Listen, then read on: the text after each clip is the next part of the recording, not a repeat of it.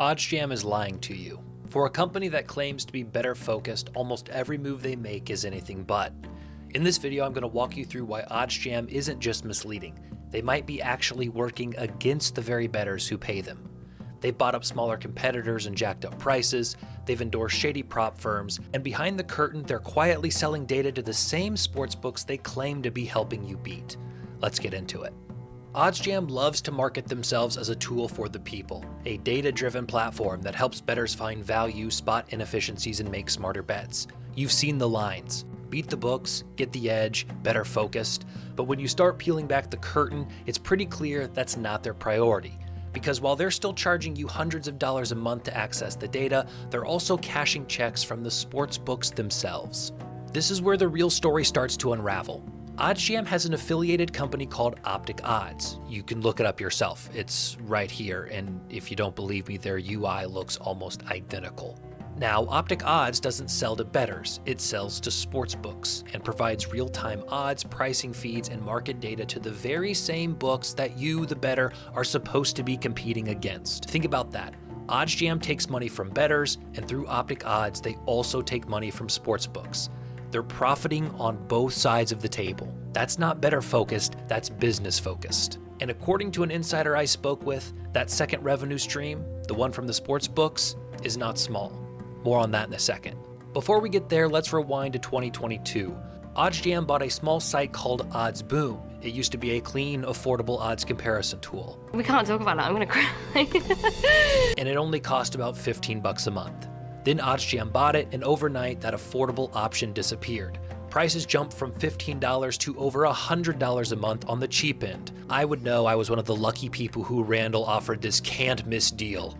So as a loyal OddsBoom user, I went from $15 to $100 a month.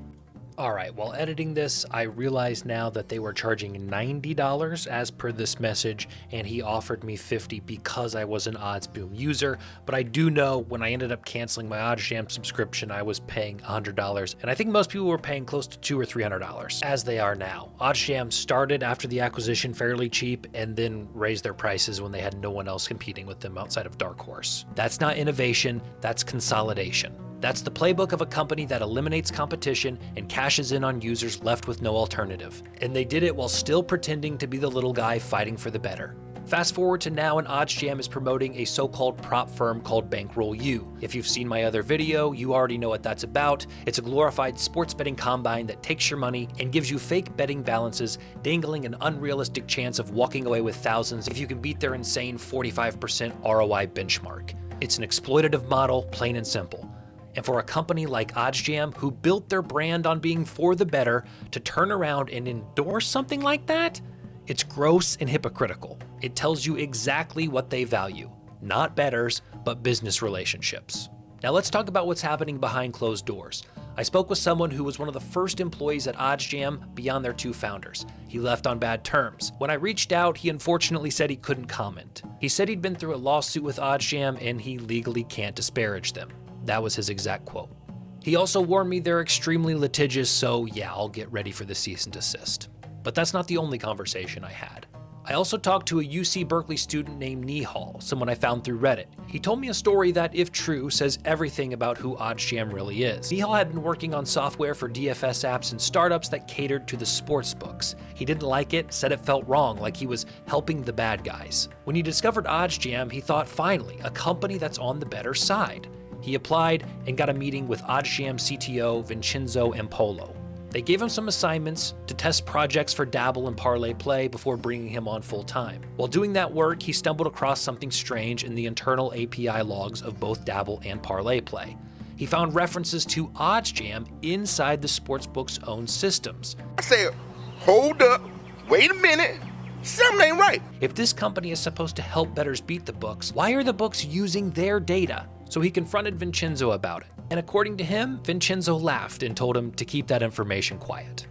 If you only knew the power of the dark side. Nihal estimated that for every $10 million OddsJam makes from paying customers, they make about 5 times that from selling data back to the sportsbooks through Optic Odds. And this was in March of 2024.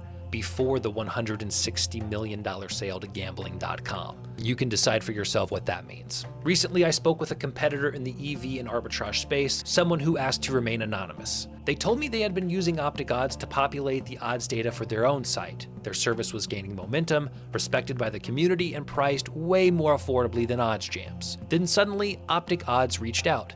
They told them that they needed to raise their prices. Now, why would that be? Can't have anyone threatening Daddy OddsJam, can we? The competitor pushed back. They said that raising prices for no reason didn't align with their mission. They actually cared about making betting tools accessible to everyday players. But Optic didn't care about that. The pressure was clear. Raise your prices or lose access. Rather than screw over their own customers just to pad Optic's wallet, they made the hard decision to walk away, to rebuild their product from scratch and source their own data elsewhere. That story tells everything you need to know about Optic Odds and, by extension, OddsJam. It's not about innovation, it's not about fairness, it's about control and greed. And here's where things start to look even worse.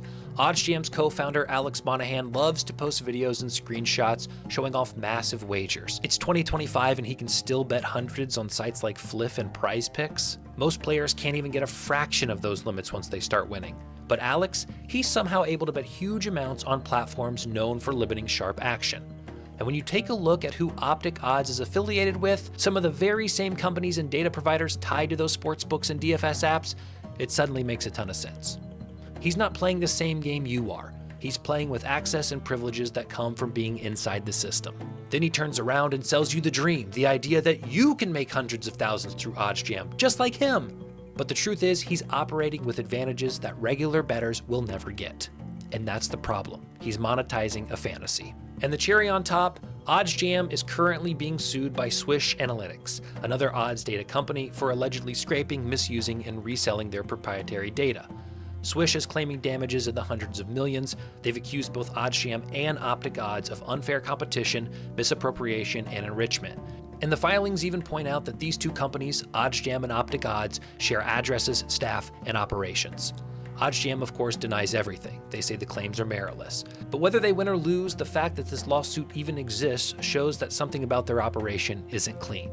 As if that wasn't obvious enough by now. So let's step back and look at the pattern here. They say they're for the bettors, but they sell to sportsbooks, buy up cheaper competitors, promote predatory prop firms, threaten ex-employees legally, exploit insider access to keep themselves privileged, lying to you and selling the dream of unrealistic gains, and profit from the same ecosystem that burns bettors every day. You can't be better focused when you're literally monetizing both sides of the bet. That's not advocacy. That's exploitation dressed up as analytics. OddsJam built a great front-end product, I'll give them that. But underneath, it's clear where their priorities lie.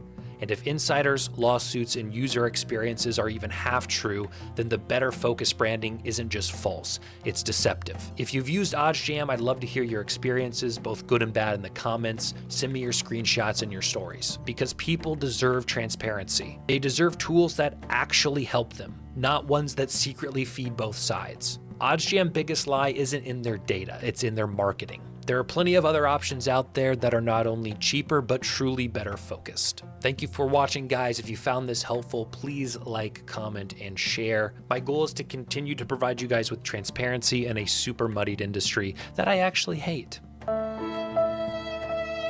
And the more we can call out these dishonest, greedy companies, the better. Take care, and we'll see you next time.